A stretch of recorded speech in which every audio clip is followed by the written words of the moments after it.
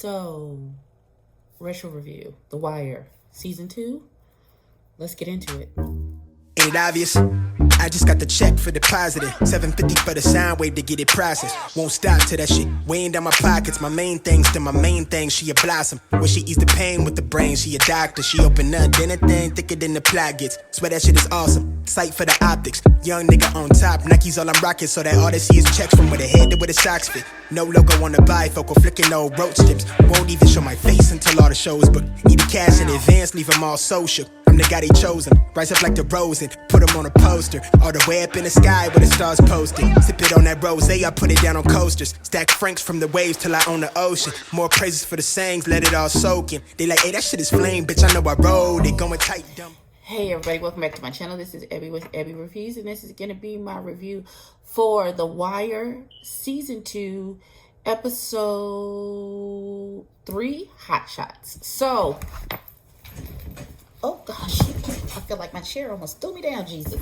So we are back in the projects, and Omar is with his new boyfriend, and they scoping out the dope house. And planning to get ready to rob it, when all of a sudden there's this girl duo who robs the dope man while they're scoping out the same dope house that they trying to rob. And Omar says he respects it. He's like, okay, I see y'all, I see what you're doing, I dig it. So Bunk and Freeman try to interview all of the people on the ship, but no one speaks English. Nobody knows what they're trying to explain what's happening, but none of them are speaking in English. So we then go to Nikki, Frank Sabaka's nephew, the one who has some kind of sense, and he's talking to his baby mama, and they try to have a conversation about what's happening with them, what are they doing, what's going on with the baby. Are they going to move in together? You know, is he going to get his own place? They supposed to be a family. What's happening? Times are hard, but he's trying to make it work. McNulty goes to see Daniels in the evidence locker, and Daniels tells McNulty he's putting in his papers. He's not staying. Omar and his boy bust in on, so the girls are counting the money that they stole from the stash house, and so Omar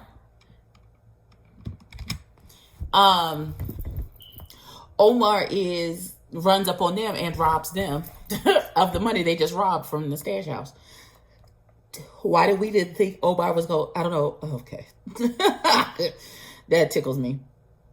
So, Bunk and Freeman tells the sergeant that they got nothing from the people on the ship. The sergeant tells Officer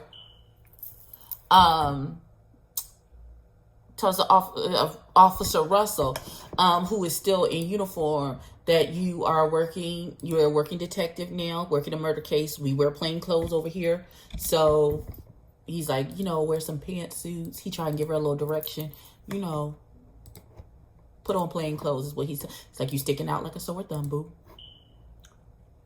Put some clothes on. Put regular clothes on. And she's like, okay. So,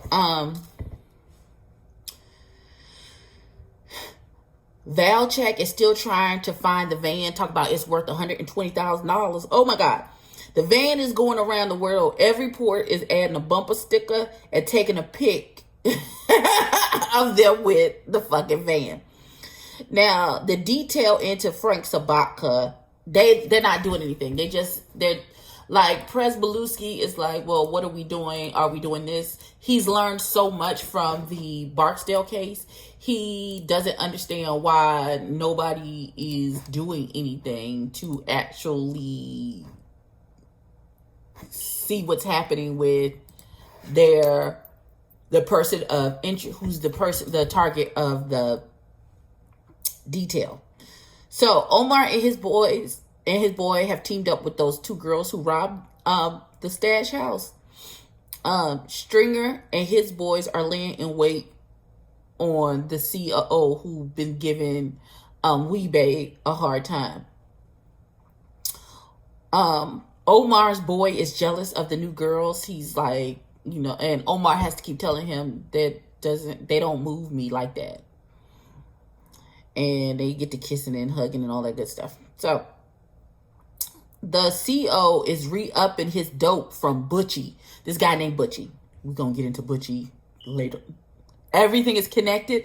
I want you to understand everything is connected. Put a pin in Butchie because he going to come into play later. So McNulty takes his boys home and his wife says that the lawyer is sending him a separation agreement. He asked, can I come in and tuck them in? And she was like, no. And look in the mail because my lawyer is sending you some paperwork and I need you to read it and sign it. So Nikki and Ziggy are leaving the dock. Nikki is complaining about the uncertainty of working on the dock because they never know if they're going to have work to be done, if they're going to be able to get a full day or what is going on.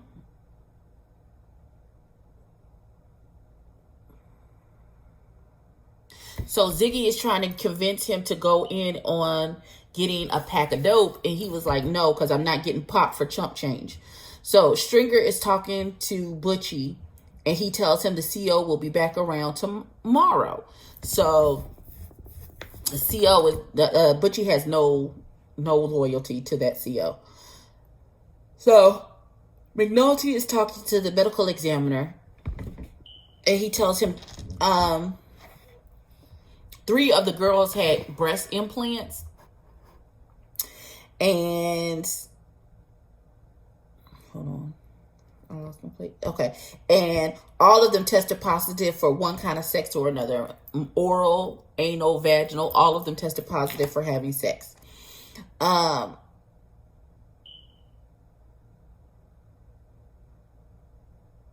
So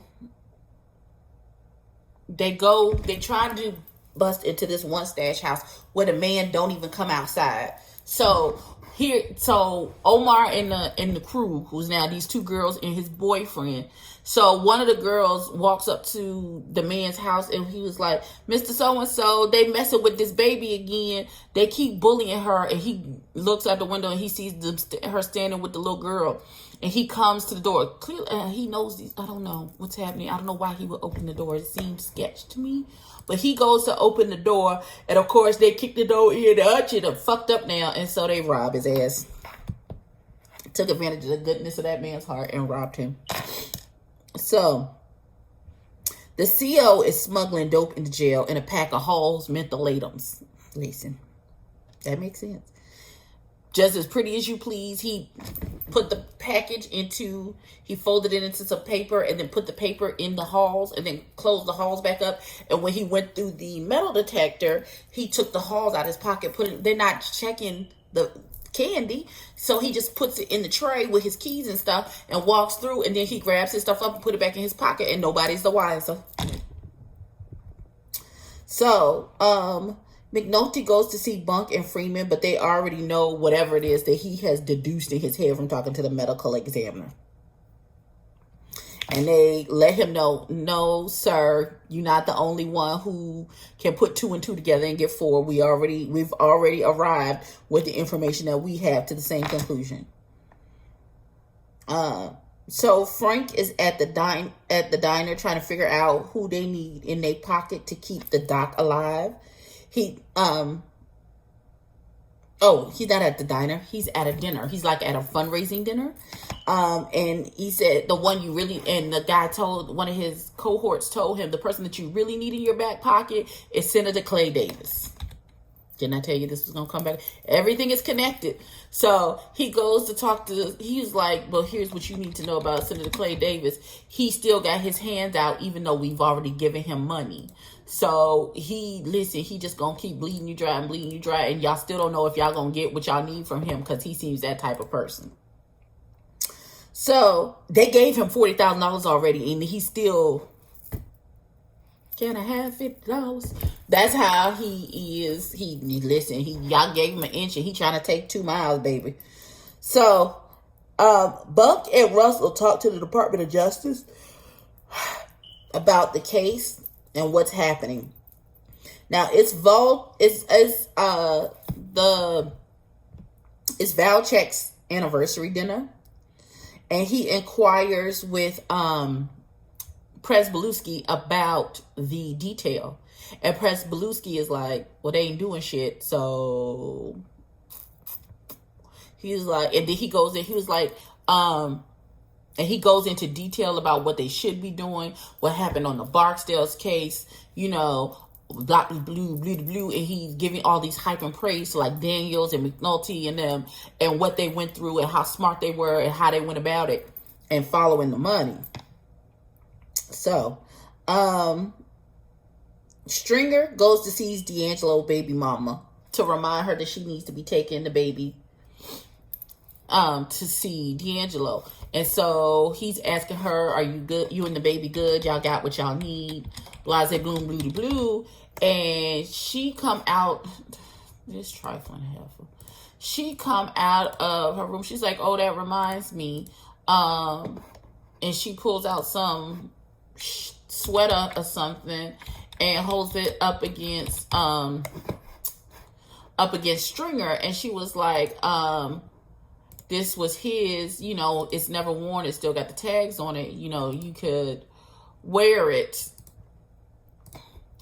And he says, oh no, he's too big to wear. He needs an extra large. He can't wear that. And then they have sex.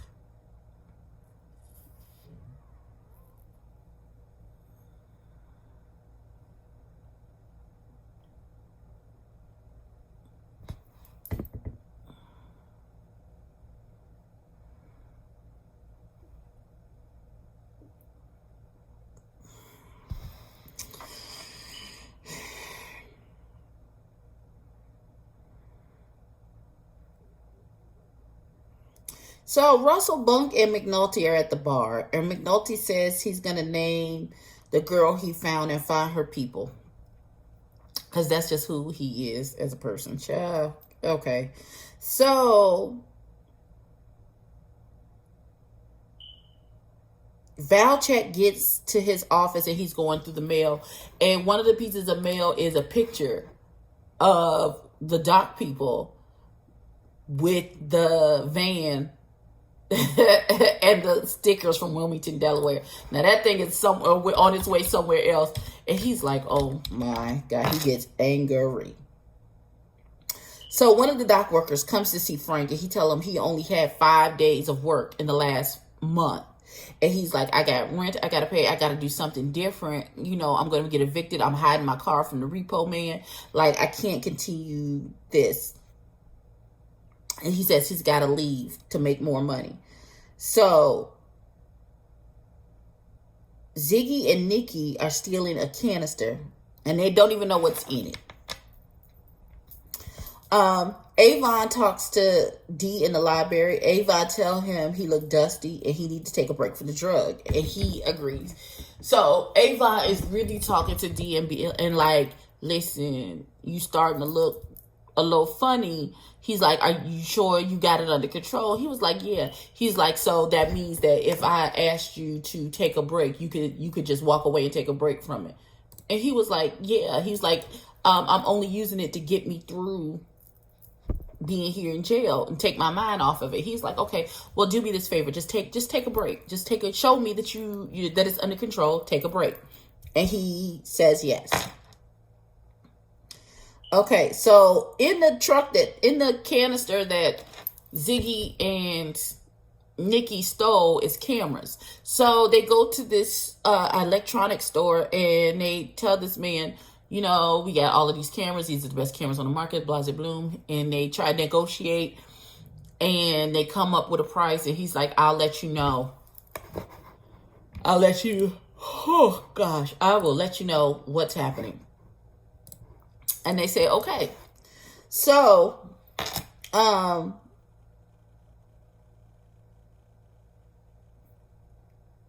they tell him for $20,000 up front. Valchek comes into the detail and he's looking for the lieutenant. Valchek comes to see Burrell about the people that he put in the detail, and he says he wants real cops. And they get into this back and forth because Presby told Valchek that Burrell is the one who sidetracked the case when they started to follow the money. And if it hadn't been for him, they could have gotten sent all kinds of foolishness brought down if he hadn't cock blocked them on the case. So they have this back and forth discussion where he's like, Valchek is making all these demands. And Burrell was like, I'm not doing any of that shit you just said. And he's like, oh, yes, fuck you are, because I know X, Y, and Z about the Avon case. And I know there are people who will care about what happened on the Avon case, even though it looked like a big case and y'all looked like y'all got a bunch of drugs. But when it came to following the money, you decided that you didn't want to do that because you didn't want to rustle any feathers in the political world. So he says, if you don't give me real cops, including the one who ran this last detail, which is Lieutenant Daniels, he's like, because the major is supposed to be the next commissioner. Major Burrell is supposed to be the next commissioner, but Valchek saying, I may not make you lose the run for commission, but I'll make it a lot more harder. That's not even. Fix it, grammar god. That would make it a lot harder for you. I'll make it a lot harder for you to get to your goal than the cakewalk it is that you got right now. Child, the grammar of it all. So, the CO, who has now re-upped his drugs from Butchie and got the drugs in, gives the drugs to an inmate. The man from the electronics store goes to the Greek to see if they can do this deal. They know everything already, and they was like, yeah, go ahead and let them do it. And so they approved the deal. Ziggy is at the bar when the man who came to Frank and said, listen, I got to do something different. I'm not getting enough work. I got a family to take care of. I'm about to lose my house. I'm hiding my car and stuff. He comes into the bar because Frank gave him a coin or $1 or something. He's some money and said, go to the bar and have a drink and a shot on me. And so Frank, well, the guy goes into the bar, and the lady at the bar, she was like, what do you need, honey? And he gives her the money. He was like, apparently a beer and a shot on Frank Sabatka. And Ziggy is looking at him like, what? Oh, my daddy, what you mean? And so the lady brings his beer and his shot, and she also brings him a stack of cash in a rubber band. And she's like, here's your change.